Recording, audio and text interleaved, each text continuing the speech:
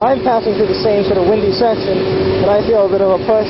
Immediately I counter steer to the right, and then it straightens out again, and the wind dies down a bit. So that's a sort of unsettling thing that happens when you're riding in strong winds. And the worst wind, I've got a couple of bad windy day riding stories. I mean, the first time I rode in really bad winds, I was on I-5, and it was on my long Ninja 250 trip up to Northern California, which I did in a weekend. And I had to do 600 miles in one night to get back home in time for work the next morning. And at night it was really windy on I-5. And I was doing a lot of counter steering to the wind.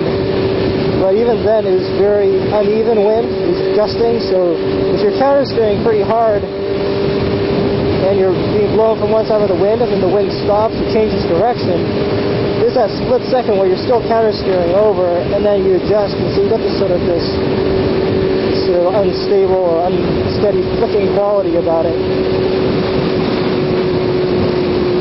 I don't know if my voice is going to carry over the wind here. I'm doing a little light counter steering to the right as the wind is blowing me over towards the left. Consistent winds are not so bad, but really strong gusts are the worst kind. So that was the first time I rode in heavy winds, and that was for quite a few miles. Like, I think it must have been a good stretch of 200 miles of just really nasty winds. And the second time I got really blown over by wind was near Palm Springs, out near the Salton Sea, which is like this really big saltwater lake. And the wind there on the desert flats was so strong that I was riding my Ninja 250 and I was being blown right over into the opposing traffic. But luckily, since it was literally the middle of nowhere, out in the desert, there wasn't a single person or vehicle in sight, so I had the whole road to myself. But nonetheless, it gives you an idea of how potentially dangerous wind can be if you're counter steering really hard to the right. And I'm pretty sure I was counter steering quite hard, and the bike is leaned over, and your bike is still drifting in the direction opposite of the way you think you're supposed to be turning. So even though you're counter steering to the right, if the wind is really strong enough, you'll just keep going over and over to the left. It could be that I just wasn't counter steering enough, but that was an interesting experience. So, in a nutshell, if the wind gets too strong, it's a good idea to just call it a day. Last week, I just kind of lost my temper last week. I got really pissed off from all the gusts of wind interfering with my ride. And the one good thing that came out of the whole thing was that I was so flustered by it, I was riding back really slowly while the wind was bashing away at me. And I passed a speed trap in an area where I normally go really fast, and would have surely gotten a speeding ticket had the weather been perfect.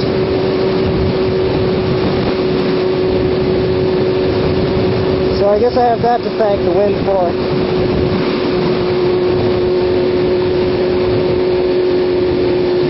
If the wind's not that strong, it's gusting lightly, it's probably better just to relax and lighten up on the controls.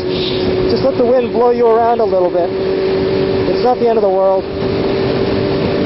You don't really have to counter steer in that situation. Just let it blow you around a bit, because it's not really going to change your direction. In the end, I have to say, riding in the wind is something I prefer to avoid. It's certainly not something I enjoy. Whoa, I got blown there to the right. Yeah, I got some strong winds there. Got some gusts. So here we are on Mulholland Highway.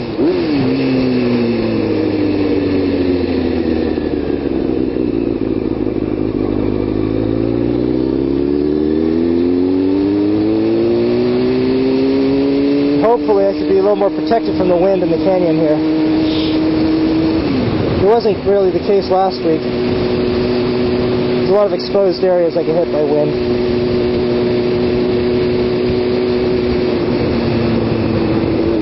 Yeah, the other thing you gotta worry about with wind is debris.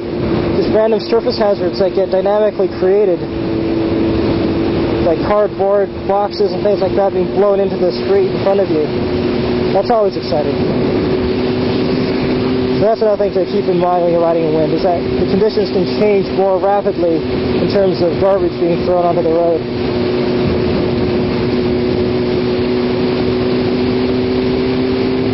There's also, if you're riding near anywhere with loose sand or gravel in high winds, you can get a lot of that stuff being blown up into your face.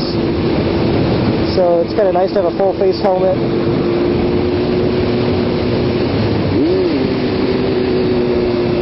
It's also good. You can also get your neck really like sandblasted. So it's kind of nice to wear some sort of jacket or a special shirt of some kind that goes up all the way around your neck. Keeps your neck from being sandblasted. So at this point my hands are pretty much frozen solid. It's making it kind of hard for me to ride normally. Which is why it's time to break out as soon as I find a better spot to pull over. I'm going to break up the Pro Winter gloves in a second, which I got a couple weeks ago.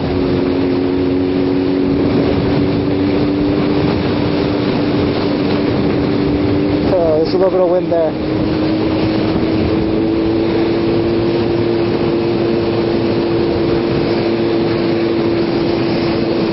But anyway, that's it for wind. I think I'm done with that topic.